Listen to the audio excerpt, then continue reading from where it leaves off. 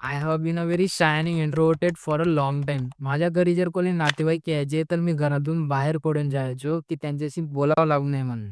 तरी जेव्हा बायजूस, वेदांतूवाले कॉल्स करायचे, तेव्हा मी फोन माझ्या घरच्यांना द्यायचो, की त्यांच्याशी बोलावं नको लागायला म्हणून. आणि आता जे माझ्याबद्दल मी तुम्हाला सांगितलं, यावरून तुमच्या लक्षात आलं असेल, की माझे जास्त मित्रसुद्धा नव्हते. कारण मला हेच कळत नसायचं, की हाय बोलू, हे बोलू, की हॅलो. पण आता माझं कामच असं झालंय, की मला बोलायचेच पैसे मिळतात. मग ते लाईव्ह क्लासेस कंडक्ट करायचे असोत, स्पॉन्सरशिपसाठी ब्रँड मॅनेजरशी बोलायचे असो, व्हिडिओ बनवायचे असो, पब्लिकली ब्लॉग शूट करायचा असो किंवा स्टेजवर जाऊन काही प्रेझेंट करायचे असो, ते मी आता सहज करू शकतो. आणि सोशल स्किल्स तुमच्यासाठी पण खूप इम्पॉर्टंट आहे. कारण आयुष्यात काही अशा संधी येतात, की जे फक्त तुम्हाला बोलता येत नाही यामुळे निघून जातात. तुम्ही खूप शाय आणि इंट्रोव्हर्ट आहात यात काही वाईट नाही.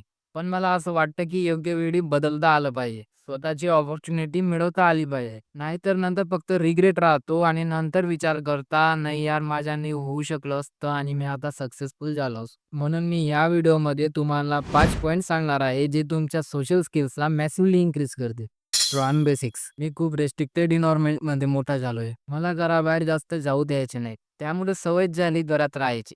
शाळेत जे मित्र क्रिकेट, मूव्हीज आणि इतर गोष्टींबद्दल बोलायचे, त्यातलं मला काहीच माहीत नसायचं. कारण मी ते बघायचोच नाही.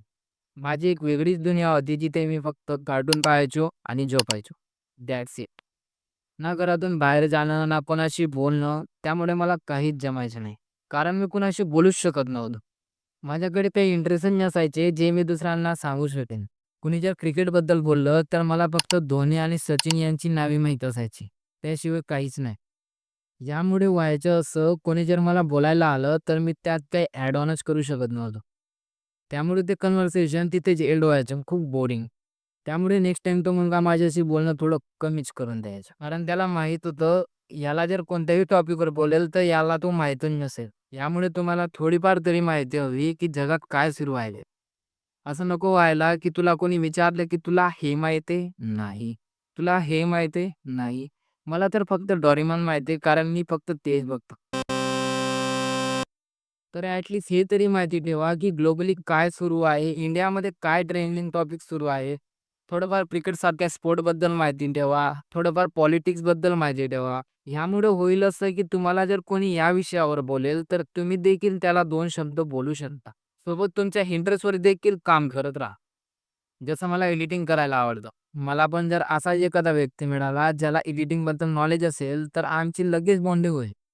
कारण आम्हाला दोघांनाही तेच आवडतं. आणि मग ते कन्व्हर्सेशन खूप लाँग टाईमपर्यंत चालतं. जसं इन्फ्लुअन्स द सायकॉलॉजी पर्सुएशनमध्ये ऑथर सांगता, जर तुम्हाला कोणाला बोलायचं असेल, त्याला इम्प्रेस करायचे असेल, तर त्याला तुम्हाला सिमिलर दाखवावं लागेल. कसं तर शोविंग सिमिलर इंटरेस्ट याबद्दल खूप कम्युनिकेशनच्या बुक्समध्ये देखील सांगितलं आहे, की समोरच्याच्या ॲक्शनना कॉपी कर. थोडं-थोडं. समोरच्याची वर्ड चॉईस कॉपी कर. समोरच्याची बॉडी लँग्वेज कॉपी कर. तो जर असं बोलत असेल, तर तू पण असं बोल. जास्त नका करू, नाहीतर ते खूप बॅकफायर करेल. Looks and personal grooming. माझ्या कॉलेजमध्ये एक मुलगा आहे, जो सगळ्यांशी इझिली बोलू शकतो. पण त्याची एक प्रॉब्लेम आहे.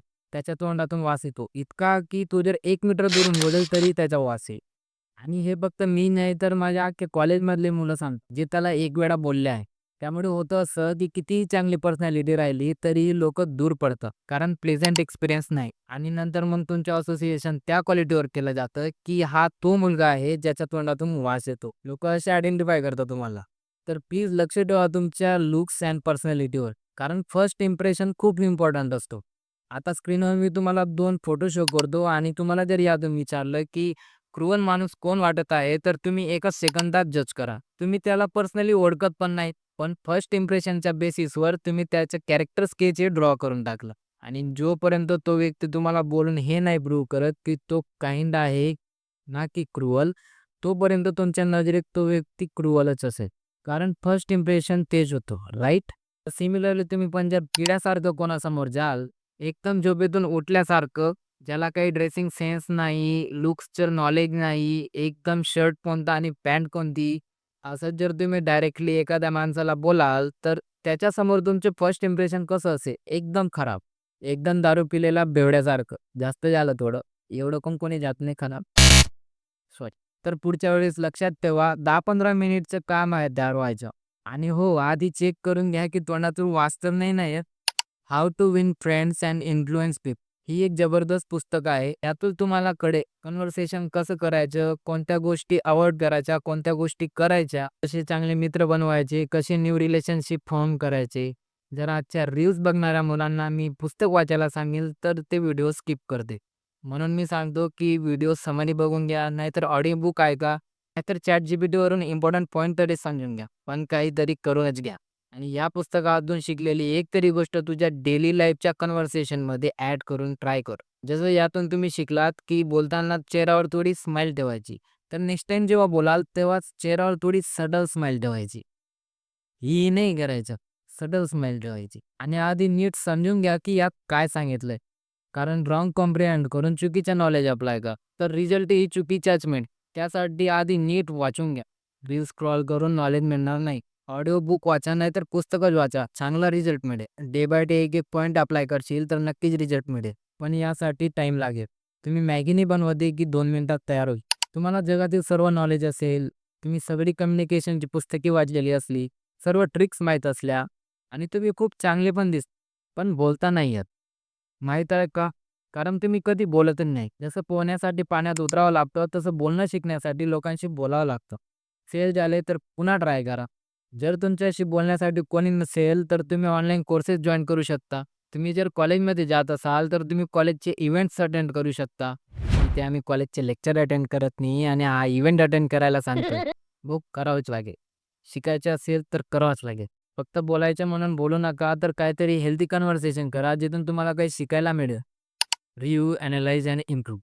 डेली जेव्हा तुम्ही कन्व्हर्सेशन करून घेता, बुक्सची लर्निंग अप्लाय करून घेता, तेव्हा बसा आरामात आणि रिव्ह्यू करा, की आज मी ज्या लोकांना भेटलो, त्यांच्यासोबत मी कसं बोललो, काय चुकलो, कोणते असे शब्द होते, ज्यामुळे समोरच्या व्यक्तीला वाईट वाटलं. हे सगळं जे आहे ते नोट करा आणि नेक्स्ट डे त्याला इम्प्रूव्ह करा. तर आजसाठी हे 5 पॉइंट खूप झाले. या पॉइंट्सला अप्लाय करा आजपासूनच. कारण तुम्ही उद्या हे पण विसराल, की तुम्ही माझा हा व्हिडिओ पाहिला होता. तर सुरुवात करूयात आजपासून तुमच्या सोशल स्किल्सला इम्प्रूव्ह करायचे. आणि जर तुमचे कोणते डाऊट असतील तर कमेंट बॉक्समध्ये नक्की सांगा. स्वतःला असंच इम्प्रूव्ह करायचे असेल तर तुम्ही आपल्या चॅनलला सबस्क्राईब देखील करू शकतात. कारण आपल्या चॅनलवर अशाच प्रकारचे व्हिडिओज हे येत असतात. तर भेटूया तशाच इन्फॉर्मेटिव्ह व्हिडिओसोबत. Thanks for watching.